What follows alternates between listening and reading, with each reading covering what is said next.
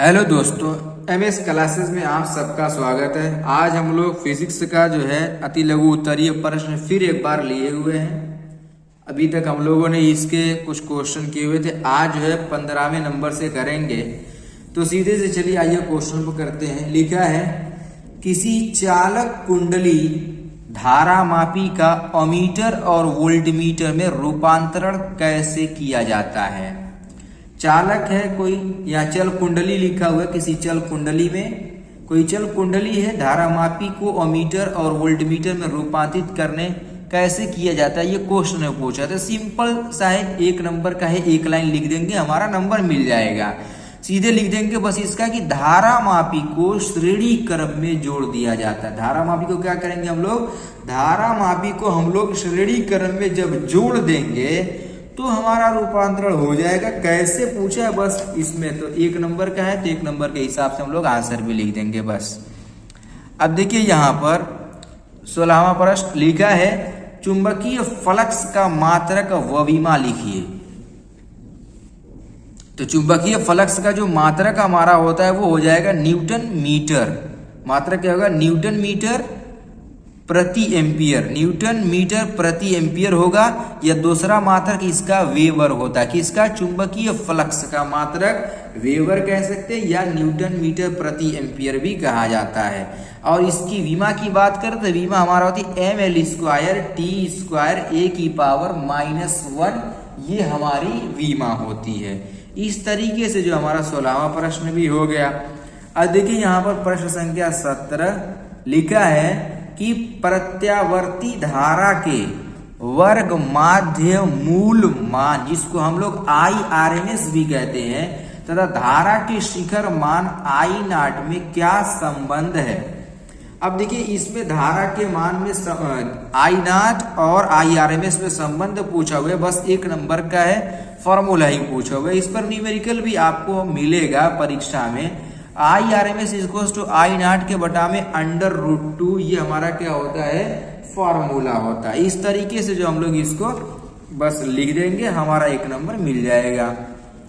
अब देखिए यहाँ पर अगला प्रश्न है 18वां प्रश्न लिखा है कि LCR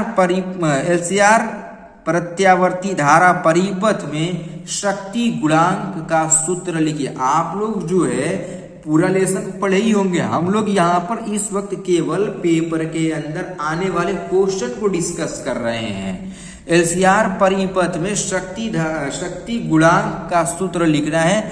शक्ति गुणांक के लिए सूत्र का फॉर्मूला होता है LCR। देखो तीनों परिपथ जुड़ा हुआ है तो उसके लिए cos phi = R के बटा में √R² plus XL minus XC का होल स्क्वायर, या फिर इसको हम लोग लिख सकते हैं कि cos phi = R के बटा में Z। Z क्या होता है हमारा, Z को हम लोग प्रतिबाधा कहते हैं, जिसका मान होता है √R² plus XL minus XC का होल स्क्वायर। अब देखो यहाँ पर अगर केवल XC लिखा रहता यहाँ पर तो केवल हम लोग इसको और इसको लिए होते, यहाँ पर भी इसको और इसको लेते। XR लिखा होता तो इसको और इसको लेते। मतलब जितना परिपथ कहेगा उतने ही प्रतिरोधों को हम लोग यहाँ पर भी केवल लेंगे भी।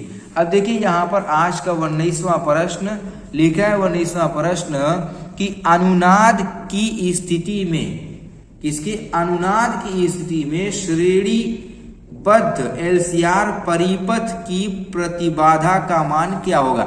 यानी कभी भी क्वेश्चन में यदि अगर अनुनाद की स्थिति कह देगा तो जो प्रतिबाधा Z होता है उसका मान हमेशा उसके अंदर मौजूद प्रतिरोध R के बराबर होगा, ये फिक्स है। कभी भी अगर आएगा कोई अनुनाद की कंडीशन में अगर क्वेश्चन पूछे आपको तो इसका मतलब ये है कि यहाँ पर जो प्रतिबाधा होगी वो उसके अंदर मौजूद प्रतिरोध के बराबर होगी। तो ऐसे इसको हम लोग हल कर लेंगे।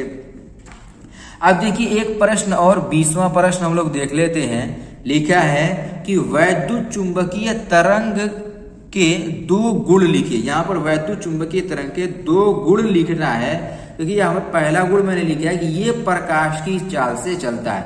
यानी प्रकाश की चाल हमारी होती कितनी है कि 3 × 10⁻⁸ 8 मीटर प्रति सेकेंड ये हमारी प्रकाश की चाल होती है। यानी वैद्युत चुंबकीय तरंगे प्रकाश की चाल से यानी 3 गुणे 10⁻8 मीटर पर सेकेंड से चलती है।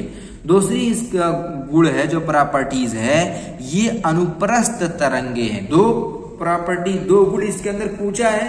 पहला गुण हमारा प्रकाश की चाल से चलती है, दूसरा अनुप्रस्थ तरंग से। दूसरा गुण क्या है, इसकी तरंगे अनुप्रस्थ तरंग होती है। ये हमारा जो है आज का इतना प्रश्न था।